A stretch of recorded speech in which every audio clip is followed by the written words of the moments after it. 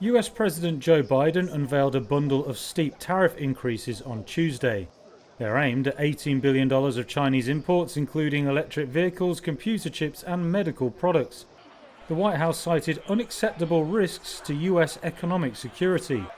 It said those threats came from unfair Chinese practices, flooding global markets with cheap goods. Biden will raise tariffs this year from 25% to 100% on Chinese-made EVs, among multiple other increased levies. Certain critical minerals will also go from nothing to 25%. More tariffs will follow next year and in 2026 on semiconductors, whose tariff rate will double to 50%. Tariffs on some steel and aluminium products will also take effect this year, the White House said. Official data showed the US imported $427 billion in goods from China last year and exported $148 billion to the world's number 2 economy. This trade gap has persisted for decades and is an ever more sensitive topic in Washington. The Biden administration further said former President Donald Trump's 2020 trade deal with China did not increase American exports or boost American manufacturing jobs.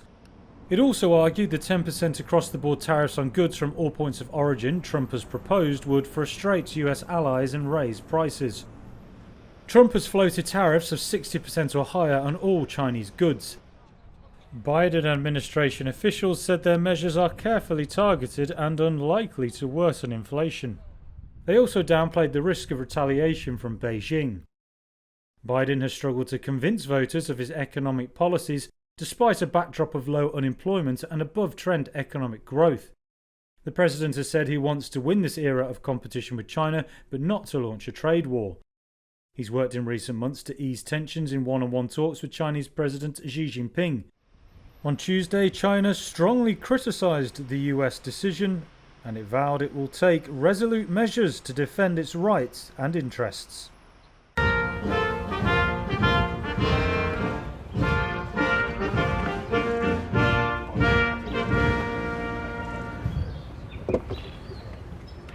Debbie Stabenow is here. Debbie, welcome. And Haley Stevens. But for too long, it hasn't been fair. For years, the Chinese government has poured state money into Chinese companies across a whole range of industries: steel and aluminum, semiconductors, electric vehicles, solar panels, the industries of the future, and even critical health equipment like gloves and masks. China heavily subsidized all these products, pushing Chinese companies to produce far more than the rest of the world can absorb, and then dumping the excess products onto the market at unfairly low prices, driving other manufacturers around the world out of business. The aluminum plants there used to be and how many there are now. And we've seen damage here in America. To name one example, back in 2000, when cheap steel from China began to flood the market, U.S. steel towns across Pennsylvania and Ohio were hit hard, and any of you from those areas know well. More than 1,800 iron workers and steel workers in Pennsylvania and Ohio lost their jobs. I'm not going to let that happen again. That's why today I'm announcing new tariffs in key sectors of the economy that are going to ensure that our workers are not held back by unfair trade practices. They include, the thing I'm announcing today, 25% tariff on Chinese steel and aluminum products, and we'll counter China's overcapacity in these industries. And we're making major investments in clean American steel and aluminum. Clean American steel and aluminum. It's a big deal. Clean because of the way we manufacture it here. It emits half as much carbon as steel made in China. Wall Street's important. A lot of good folks there, but they didn't build America. The middle class. Because we're not going to let China flood our market, making it impossible for American auto manufacturers to compete fairly. We're also implementing a 25% tariff on electric vehicle batteries from China and a 25% tariff on critical minerals that make those batteries. Folks, look, I'm determined that the future of electric vehicles will be made in America by union workers, period. Recognized. And when you make tactics like these across the Taiwan Straits, I revitalized our partnerships with Pacific allies.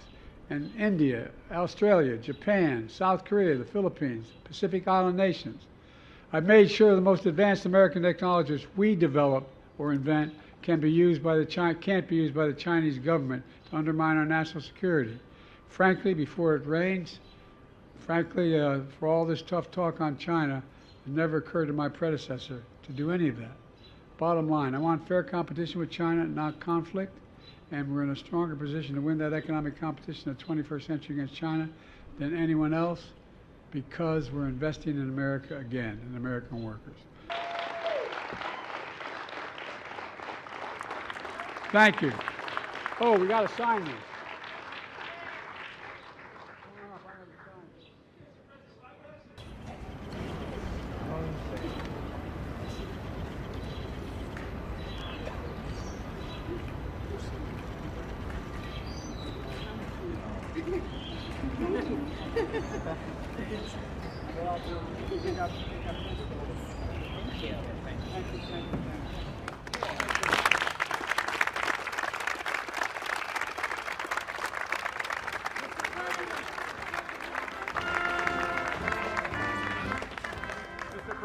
Trump said today China is eating our lunch. What do you say in response? He said China is eating our lunch. That's what Trump said today. We've been feeding them a long time.